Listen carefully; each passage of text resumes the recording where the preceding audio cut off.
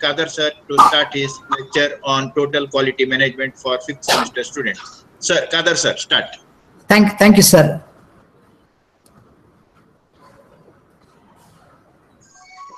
Welcome to this presentation on total quality management.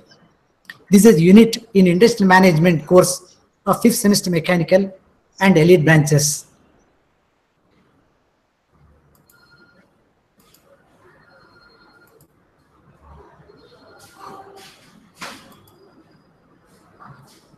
Quality is fundamental to the very survival of any organization, whether engaged in production or service. As the business is becoming increasingly competitive, quality becomes all the more important. In this presentation, let us discuss certain important aspects of total quality management.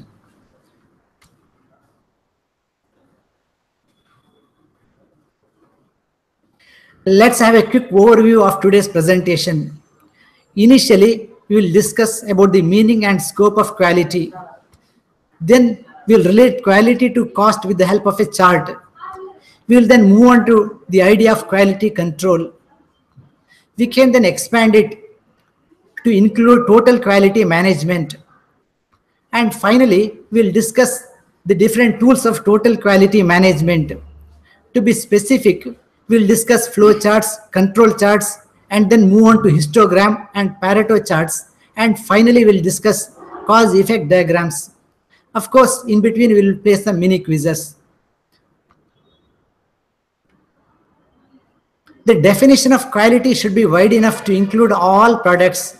A rock is of good quality if it is hard, whereas the quality of a cake is reflected in its softness. Quality is specified for all products ranging from needle to aeroplane. Even ice creams and chocolates have quality standards. Let us see some of the ways in which the quality is viewed. Every product has a purpose. How well it fits to that purpose reflects its quality. Of course, quality is always related to cost. Another way of looking at quality is to see the extent to which the product meets its specifications. In a broad sense, quality means degree of perfection. Let us see the ISO definition of quality. ISO defines quality as the totality of features and characteristics of a product or service that bears on its ability to satisfy the stated or implied needs. Here, the stated needs as well as the implied needs are given due importance in the ISO definition of quality. Let us now discuss the quality versus cost with the help of a chart. Along the x-axis, we will plot tolerance, which is the inverse of quality. It means when we go from right to left, the quality decreases, and we move from right to left, quality increases. When we move from left to right, the quality decreases. Along the y-axis, we are plotting cost. When we go up, the cost increases. We can see that in this region, the quality is proportional to the cost. When we improve quality by a certain amount, the cost also increases. When we decrease the quality, the cost also decreases. But this is not true for the entire curve. There is a point above which, even if we increase, even for a small increase in quality, we will have to spend huge amount of money.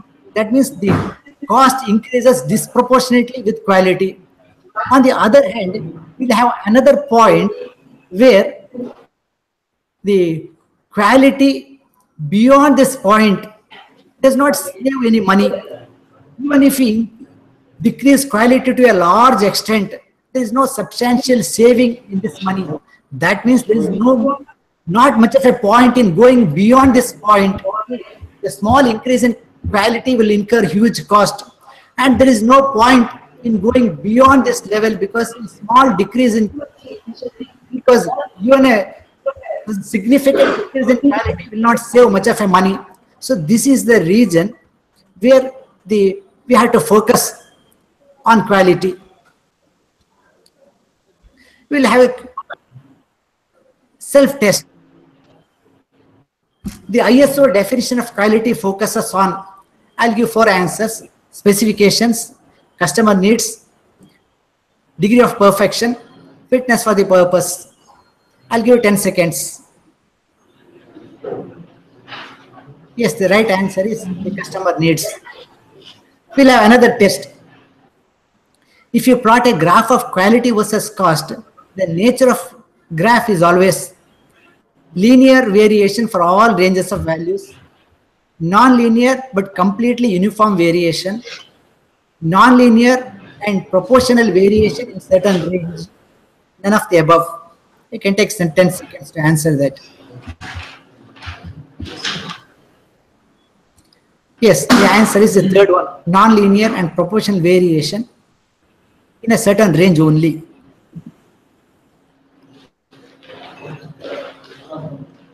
Let's now discuss the factors affecting quality. Men working with products, their skill, competency will certainly affect quality. Materials, machines, and manufacturing conditions affect quality to a large extent. Market conditions also play an important role. The globalization has forced companies to upgrade their quality. Financial strength of the company to invest in machines and human resources. Customer is the king. His taste affects quality to a great extent. The product design and manufacturing methods are also important factors. Even packaging and transportation affects quality.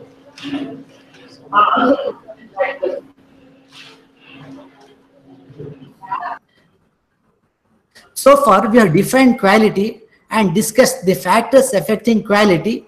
Let us now move on to quality control.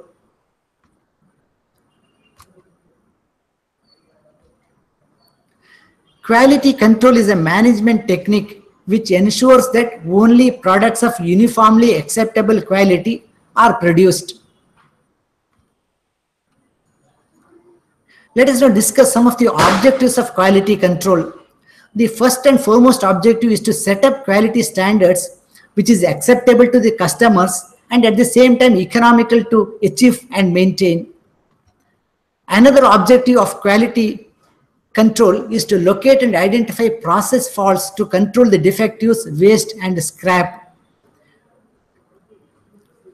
Whenever any problem arises with respect to quality, to take necessary corrective measures so as to maintain the quality of the product.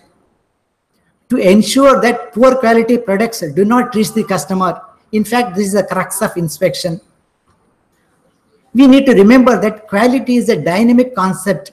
Today's best quality may not be good enough tomorrow. There's a need to continuously improve the quality. Maintaining quality automatically implies improving quality.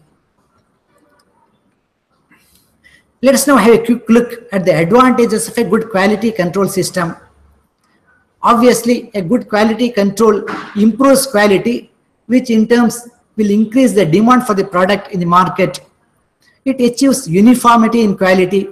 We need to remember that the unsatisfied customer is a big liability. We need to sell uniformly good quality products so that we will not have the unsatisfied customers. It ensures better relationship with the customers. It minimizes the scrap and rejection, which results in effective use of the resources. Good quality control system even reduces the cost of inspection. And obviously, the quality control system enhances the reputation of the company.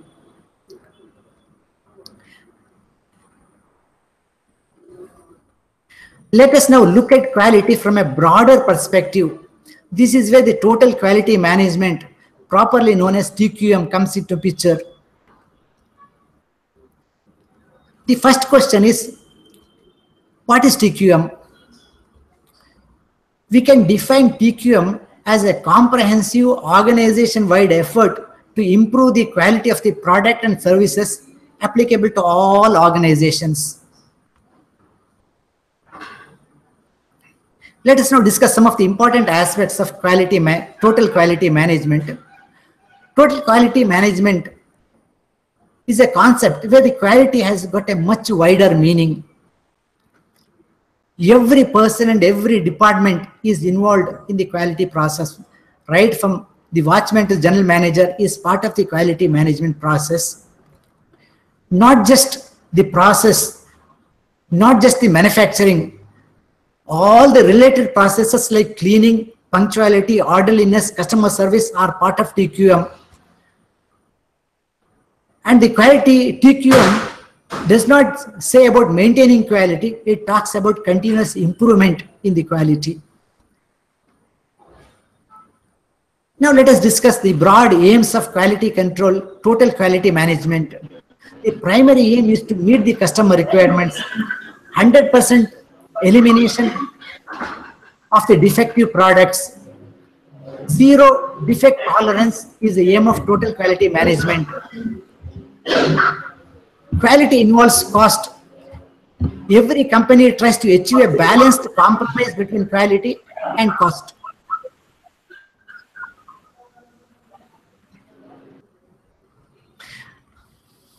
Let us now discuss some of the tools of the total quality management. Let us first discuss the flowcharts, which gives a sequence of operations in a process. Let us then discuss the use of control charts as a process control tool. We will then move on to histogram, which allows us to compare different parameters. We will then study the Pareto charts, which can give the cumulative effect of different factors on a process. Finally, we will discuss the fishbone diagram, which gives the cause-effect relationship between the process parameters. Let us start with flowchart. As the name suggests, the flowchart describes the flow of process, the flow of the work in a process. Let us discuss the flow with an example. Suppose you are traveling in a car and suddenly you discover that you have got a flat tire. Let us now discuss the various tasks which you will perform for changing the tire. These are the things you will do in a sequence. You will park your vehicle in a safe location. Then you will turn the hazard lights on. You will apply parking brakes. You will apply wheel wedges. You will remove the hubcap. You will loosen the lug nuts. Place the jack below. Raise the wheels. Unscrew the lug nuts. Remove flat tire. Mount spare tire. Tighten the lug nuts. Lower the vehicle fully. Replace the hubcap. Stow all the equipments. Check tire pressure. Take the flat tire to a technician. These are the steps in a sequence for changing the flat tire. This is an example of a flow chart. Now let us discuss the salient features which we understood from the flow chart. A flow chart is a schematic diagram showing the sequence of activities in a process. It is a highly visual representation. The aim is to make the understanding clear and easy. It shows the steps involved, the problem areas, and solutions. Now let us discuss the flow charts with another example. This example involves inspection for quality check.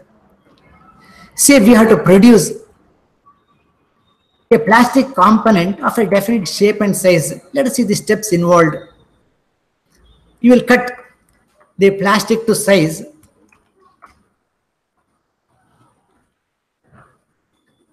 And then this is a second operation, smoothen the edges. Now you will make a quality check to see whether the edges are smooth enough.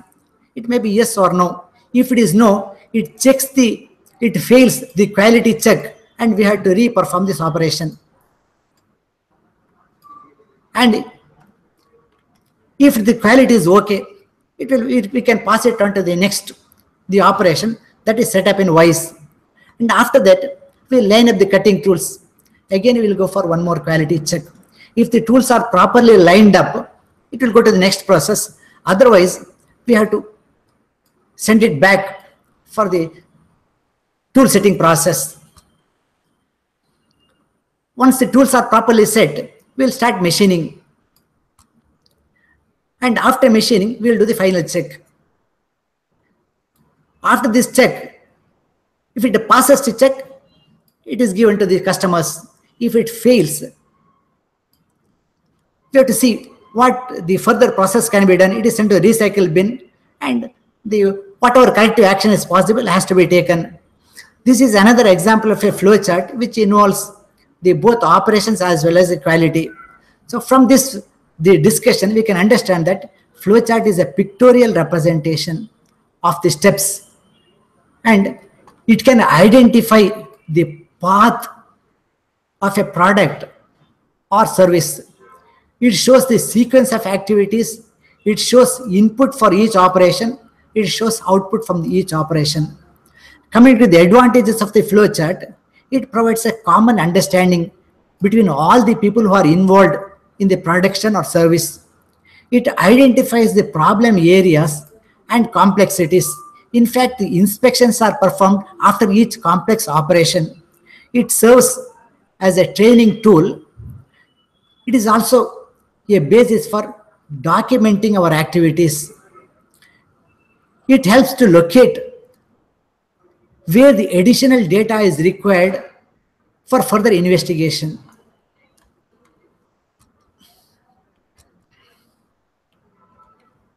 Let us now move on to the control charts. The control charts show process variations over a period of time so that it is possible to analyze the trends. The analysis will help to appropriately modify and readjust the process parameters. Control chart is nothing but a line diagram showing the measurement of process parameters over a period of time within the statistically placed control limits. Let me illustrate the control chart with an example.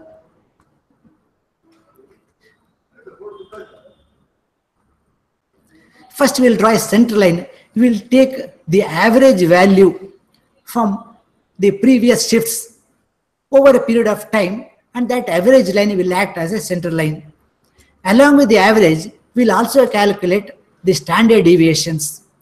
And these standard deviations will help us in fixing the upper and control limits. 3 standard deviations known as 3 sigma above the value is the upper limit, and 3 sigma below the average value or the center line is the lower limit. Next, we will have to plot each value. This is the one value. This is the next value. Over a period of time, this is the next. Similarly, we will go on plotting the values. You can note that all the values so far, what we have plotted so far, is lying within the upper and lower control limits, and there is no problem. But at the same time, it may also drift. The values which you are plotting may drift towards the control limits. In that case, we may have to take some corrective actions to see that the values come back near the center line. So long as the values are near the center line, we are in a safe zone. When the value approaches towards control limit, it shows some variations in the process which have to be corrected. Sometimes it may happen that the value may go beyond the control limit. Then we say the process is out of control. That means all these values refer to the process within control, and this value refers to process out of control. Now we have to take some immediate action to bring the process back to control. Here, the use is that the process may not go out of control all of a sudden. There may be gradual shifting, which what we call as drift towards the control limits. In that case, we can modify some process parameters like change of temperature, like the change of pressure, or changing the cutting tools. Some steps can be done to bring it back to center line so that the drift is controlled. These are all the data points. So as I already explained, this is a data point which is out of control. Let us now discuss some of the important parameters which we discussed using the example. The center line represents the average value of the variable which we are measuring. We are placing statistical control limits, upper control limit and lower control limit,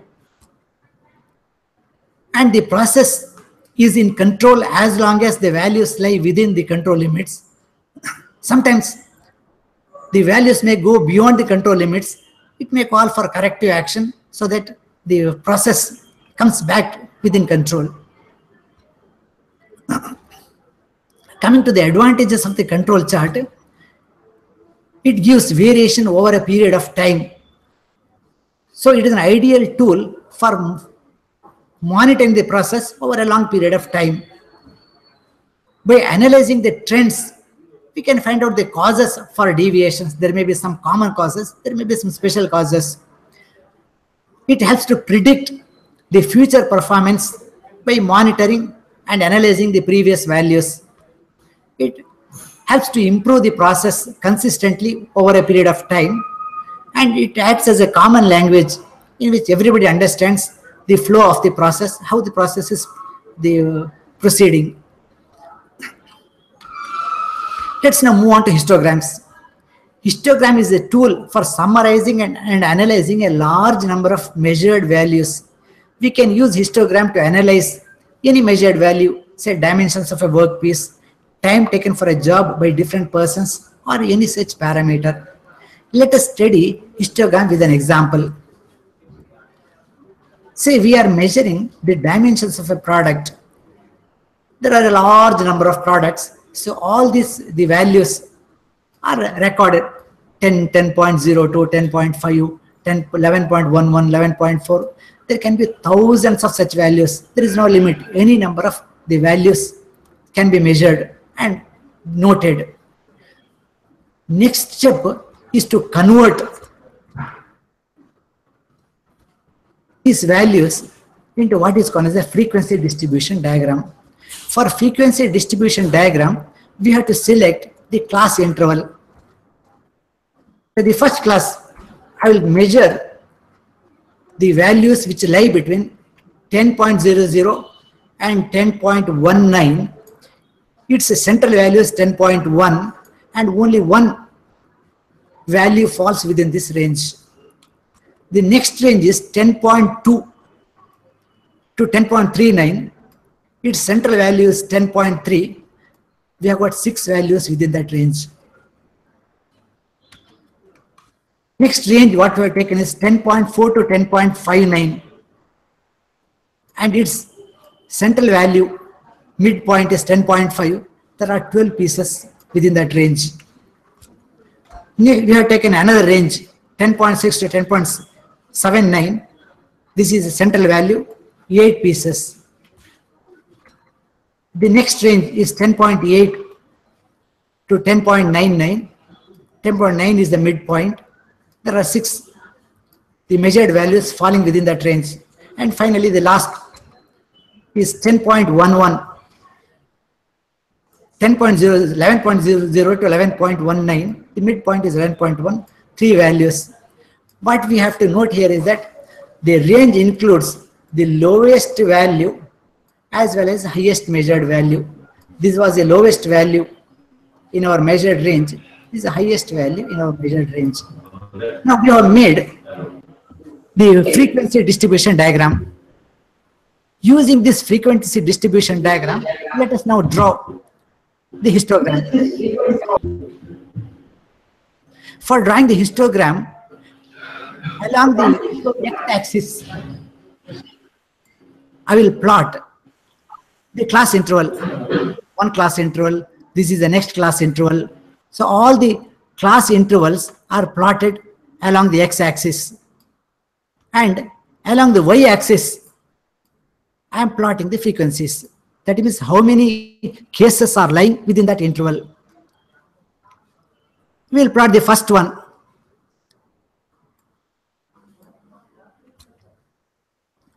In this range there is only one item, so it will have a small height referring to the value of 1.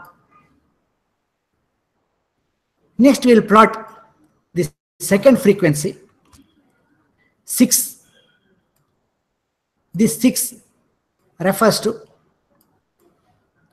Then you will plot the third value. This is the highest one. That means this 12 is represented by this chart. We will then plot the fourth item, 8. This refers to.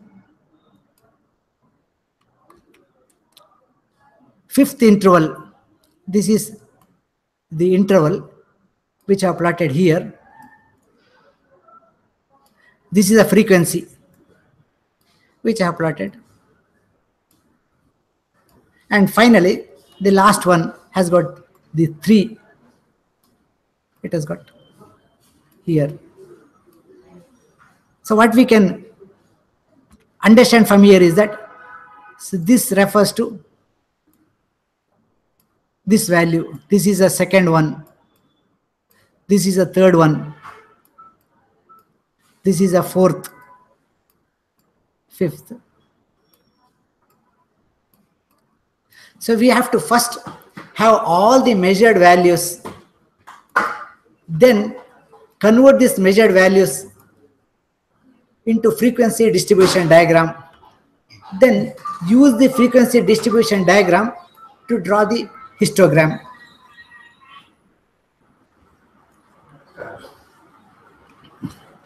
Let us now summarize some of the important aspects of the histogram. Histogram is a graphical representation of the frequency distribution diagram. It can summarize the large amount of data. Any amount of measured values can be converted into certain ranged frequency distributions, and it will give the representation in terms of the spread and centering. We'll have a quick we'll set a small example. Usually, suppose you plot the marks of all students in the state in a subject, you will get a frequency distribution and then a histogram like this. There will be a small number of students who got low values, say 0, 10. There will be a small number of students who have got the values 90 to 100. And most of the students will be in the mid-range, 40, 50, 60, will have the highest the frequencies. This is a normal distribution diagram. But sometimes it may even happen like this. Distribution may be negatively skewed. So there may be less number of values, less number of frequency at the lower end, high frequency at the upper end.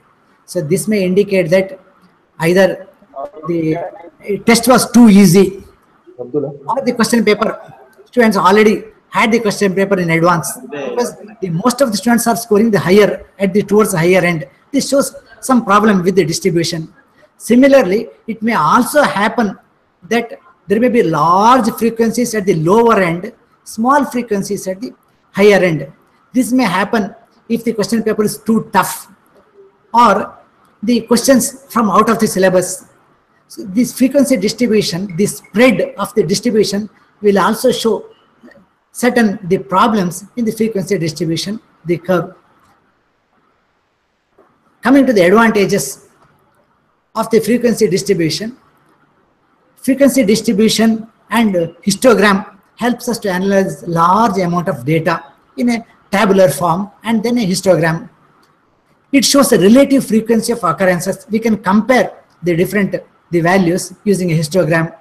It shows the variation, centering and distribution. It gives the capacity of a process, and it also helps to predict the future performance of a process.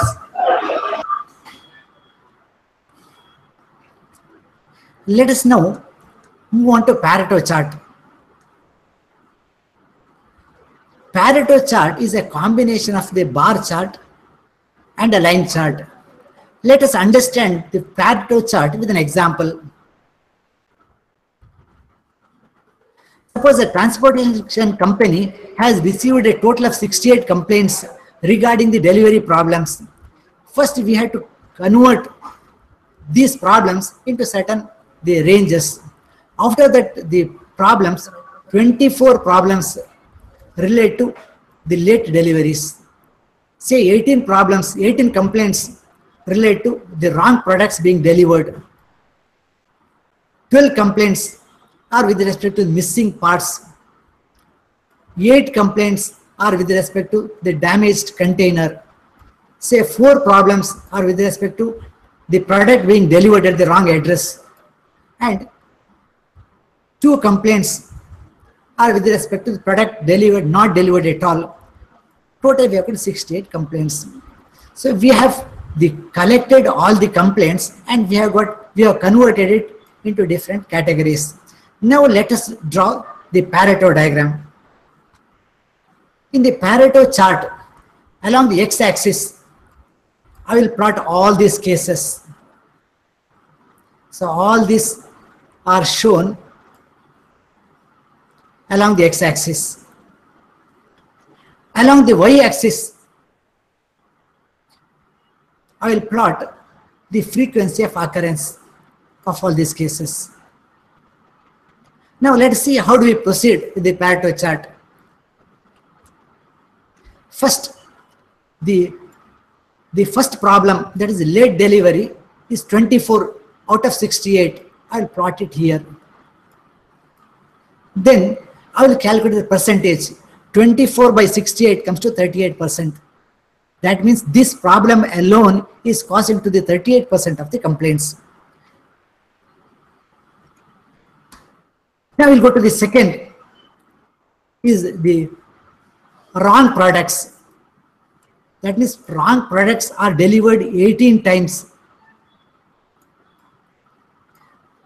So I have separately plotted the bar chart of this, but now I will superimpose a line chart on that. So this line chart will represent the cumulative effect of this and this.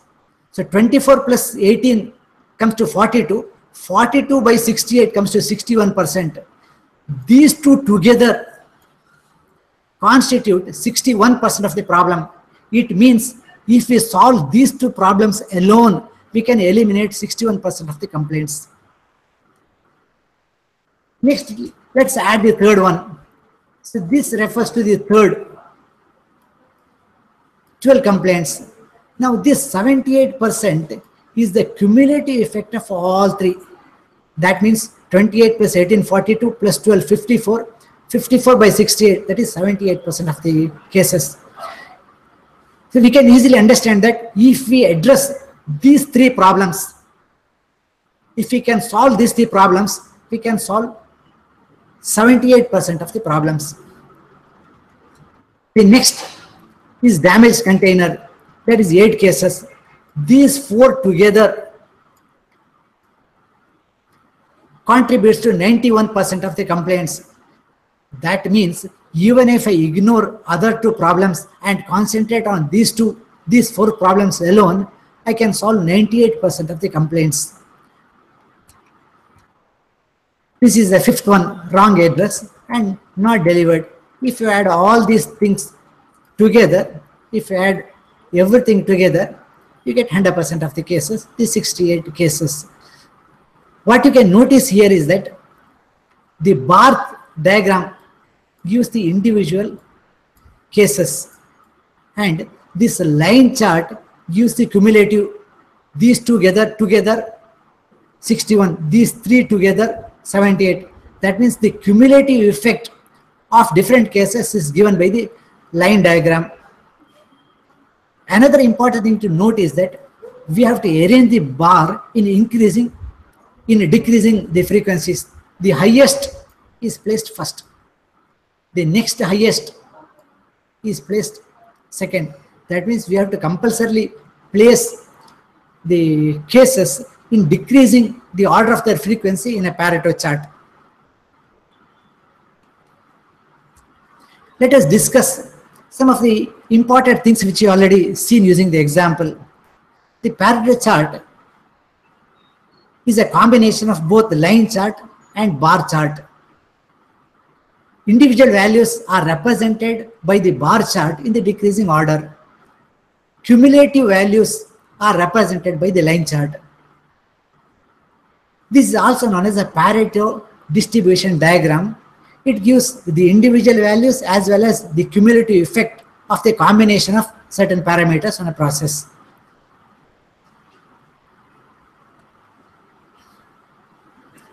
Coming to the important features of a Pareto chart, the Pareto chart is a tool for prioritizing the problems.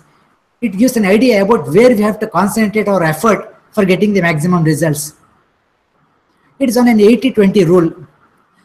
All causes are not equally important. Some of the causes are vital, some of the causes are not that vital. We have to separate the causes from the trivial causes. That means 80% of the causes are usually trivial, 20% are of the major. By concentrating on 20% of the problems, we can get 80% of the result. The bar chart is arranged in the descending order, and it means the more important items are represented on the left and less important items are represented on the right. It separates the vital few from the trivial many.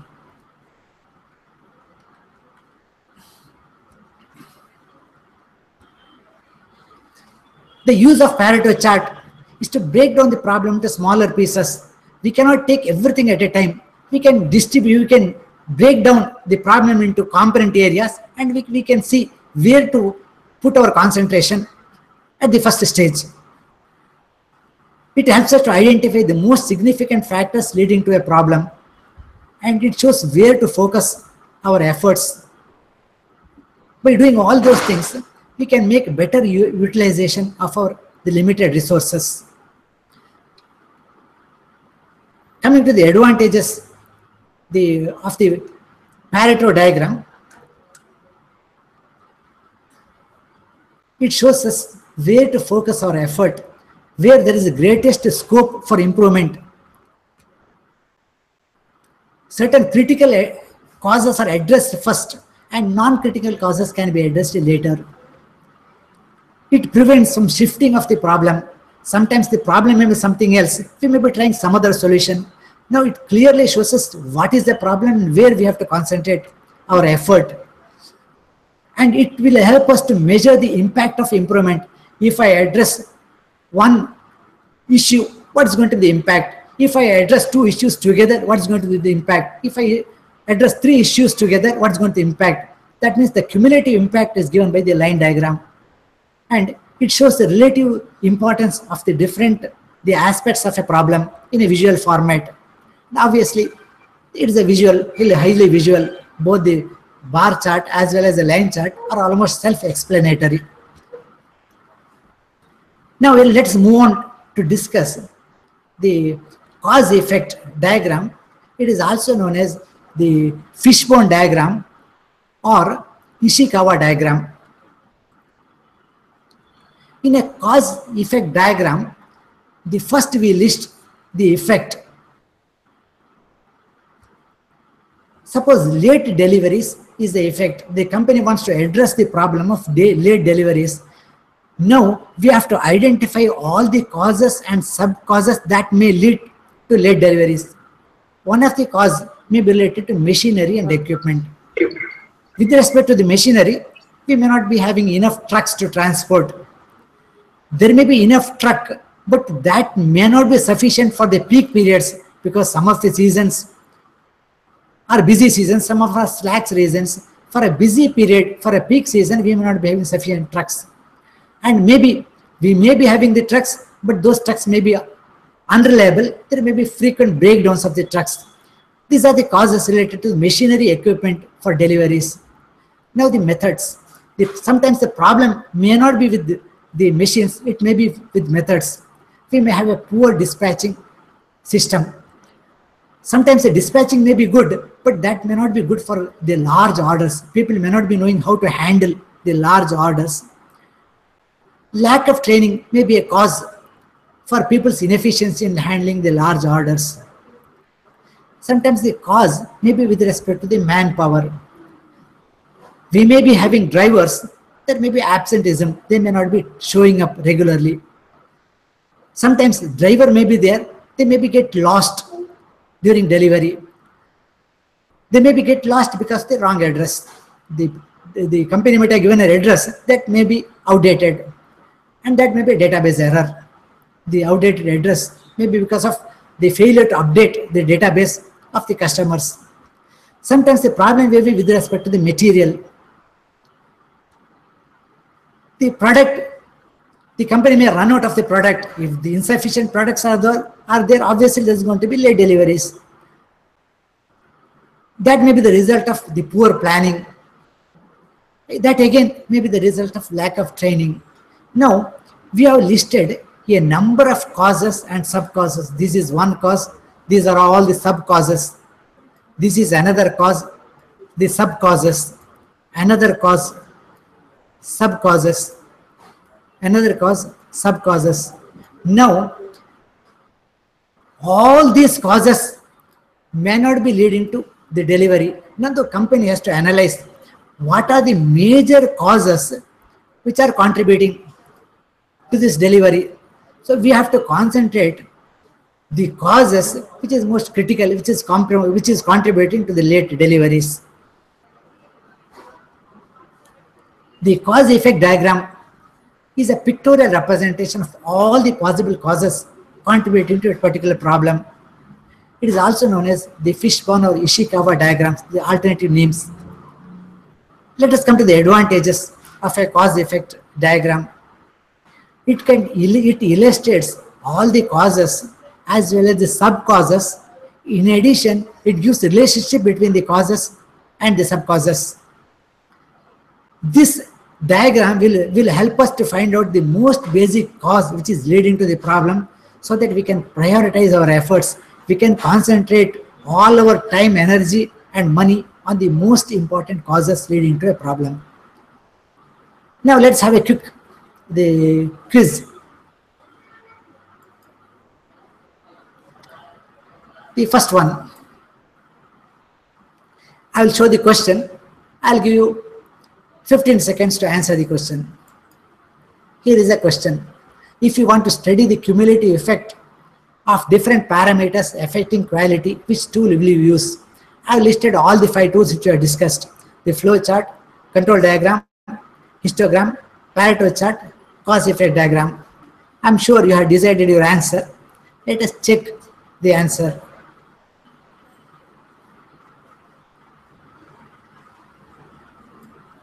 The right answer is Pareto chart. That gives the cumulative effect of different parameters.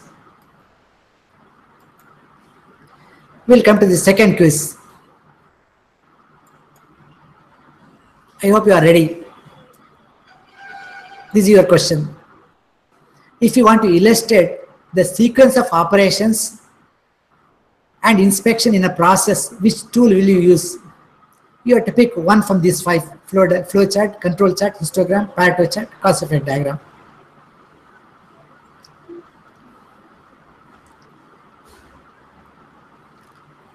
I hope you have made up your answer.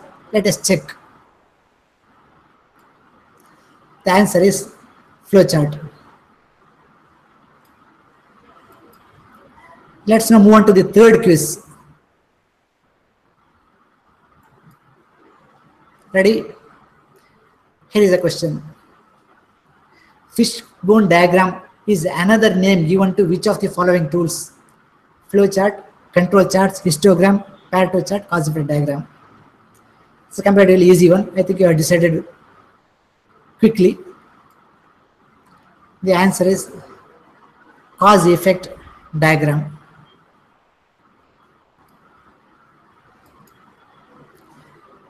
Let's now move on to the fourth quiz.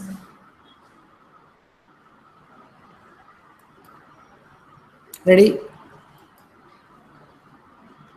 Which of the following tool helps you to monitor and control process variations over a period of time? You can take a few seconds for deciding your answer.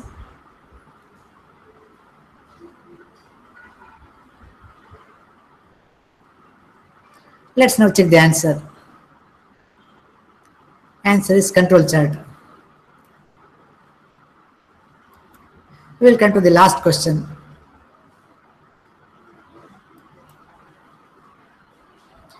Here is your question.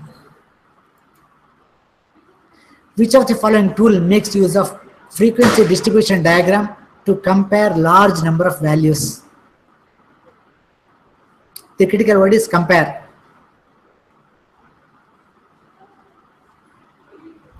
I hope you have decided the answer.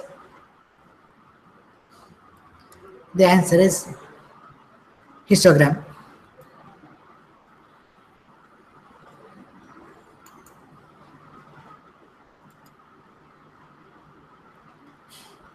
Well, friends, that's about the presentation.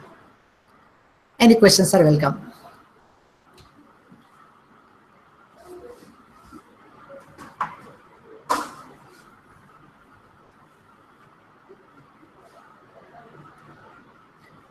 Thank you, sir.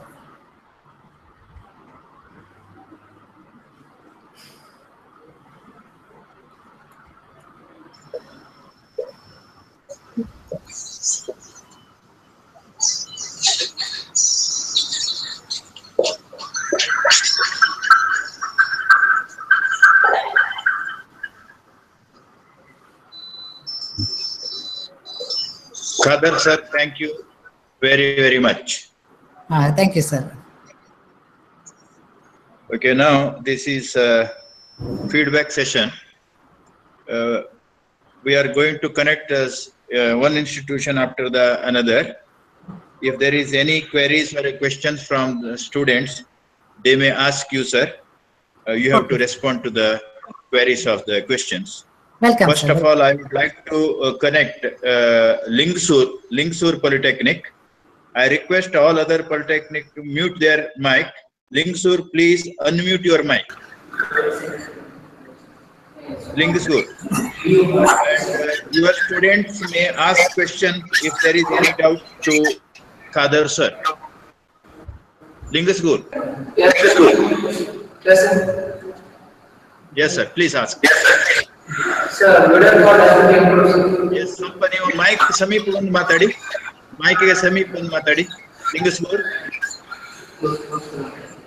ನಿಮ್ಮ laptop mic ಸಮೀಪ ಬಂದು ಮಾತಾಡಿ.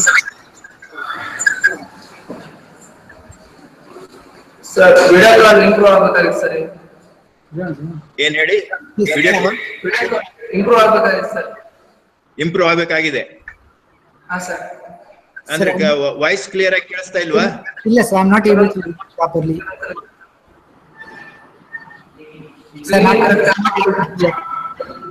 Okay, ನಿಮಗೆ ಸರಿಯಾಗಿ ಕೇಳಿಸಲಿಲ್ವಾ? Sir, streaming correct ಆಗ್ತಾ ಇಲ್ಲ sir. Sir, I am not able to hear. ನಿಮ್ಮ ಹೆಸರು ಹೇಳಿ, ನಿಮ್ಮ ಹೆಸರು ಹೇಳಿ, ಫಸ್ಟ್ ಹೆಸರು ಹೇಳಿ. ಸುಬ್ರಹ್ಮಣ್ಯ ಅಂತ ಸರ್. ಓಕೆ. ಓಕೆ, ಕೇಳಿ. Sir, video streaming correct ಆಗ್ತಾ ಇಲ್ಲ. Okay, there may be some technical issues. Yes.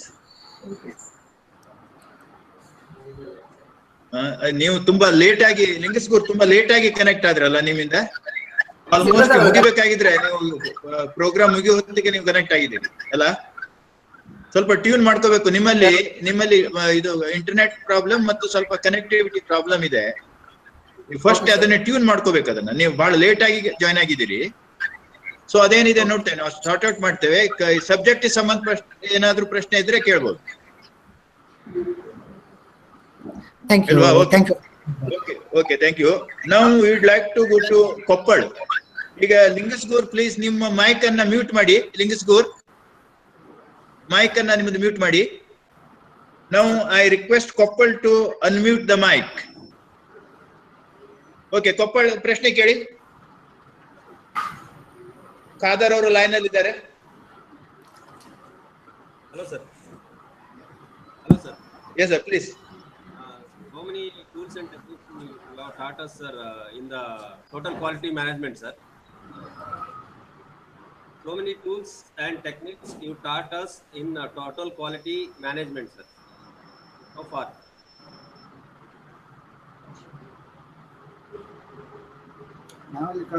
Okay, Khadar. Sir, ಕೇಳಿಸ್ತಾ ಇಲ್ಲ. I am not able to hear properly. ಈಗ ಕೇಳಿಸ್ತಾ ಇದೀರಾ ಸರ್? ಕೊಪ್ಪಳಿಂದ once again I request you repeat the question bit loudly and close to the mic. Okay. Hello sir. Sir, so many tools and techniques you have taught us in total quality management, sir. Any other tools added to already we are having these many tools, sir? Any new tools added to improve the quality, sir? Sir, I am focused my presentation on the available tools which are specified in our syllabus. But I didn't cover all the tools because within 1 hour it's not possible to cover. I have covered only the 5 tools. There are a number of remaining tools which can be covered later. So I have focused on the 5 tools only. ಅದು ಬಿಟ್ಟು ಏನಾದ್ರು ಒಂದೆರಡು tools extra ಹೇಳ್ಬೋದಾ ಇವಾಗ ಅಂತ? Yes, sir, sure. So mention for example, the 6 Sigma is the latest the technique. 5S technique. Yes. Similarly, the workshop of organization arrangement, the 5S, what we call it. There are any number of the tools which can be added. Okay, sir. Thank you, sir. Even a checklist is a tool. Yes. Any from any student side, Koppal sir, ನಿಮ್ students ಯಾರಾದ್ರೂ ಇದ್ದಾರೆ ಕೇಳಿಕೆ ಕೊಪ್ಪಳಿಂದ?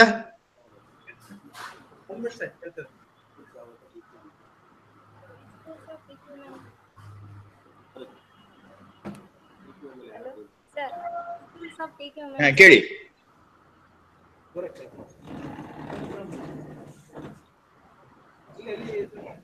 Sir, which tools of TK women, sir? ಹೇಳಿ. Which tools of TK women, sir? Are there any addition?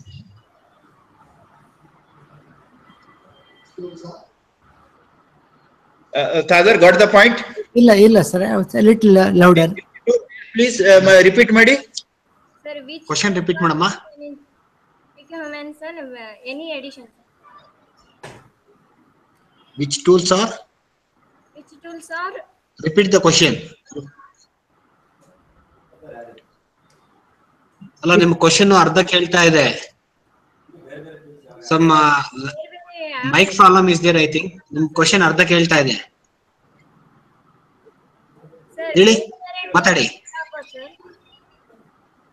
ಬೇರೆ tools ಬಗ್ಗೆ ಹೇಳಿ ಅಂತ ಹೇಳ್ತಾ ಇದ್ದಾರೆ. ಅದೇ ಬೇರೆ ಟೂಲ್ಸ್ ಅಂದ್ರೆ ಈಗ ನಿಮ್ಮ ಸರ್ ಕೇಳಿದಾರಲ್ಲ ಹೇಳಿದಾರಲ್ಲ ಬೇರೆ ಟೂಲ್ಸ್ ಈಗ.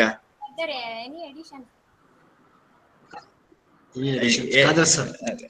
No, what I want to add here is that the tools are based on the requirement. So we don't have to use the tools because it's available. We have to select the appropriate tool for our purpose and we have to use that. For a specific purpose, there are different specific tools. Thank you, sir. Nice. Okay, thank you, Koppal. You mute your mic, Koppal. Now I would like to Vasudeva sir, Siddhapur. You open my mic.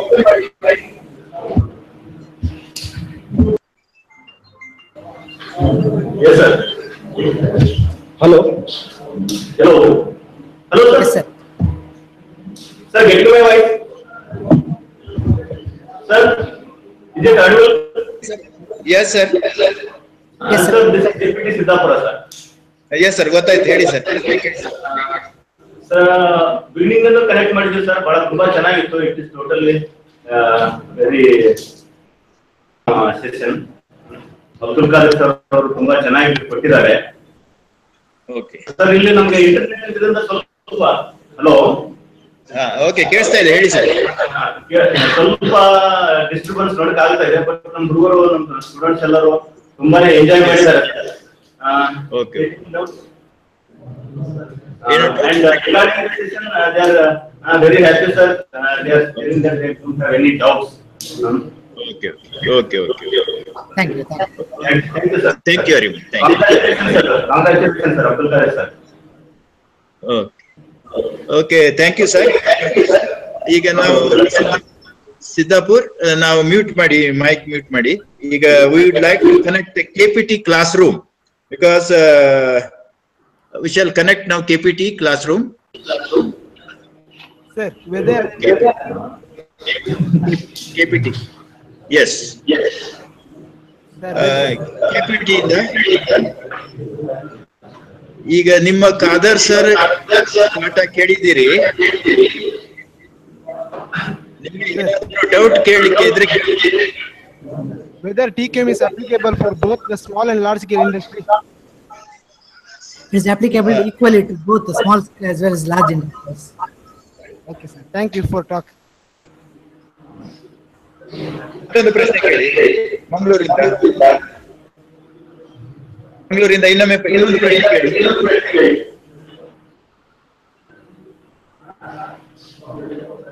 No questions? Okay, thank you. Thank you very much. Now, I repeat, TT sir, idhar line ali? Okay.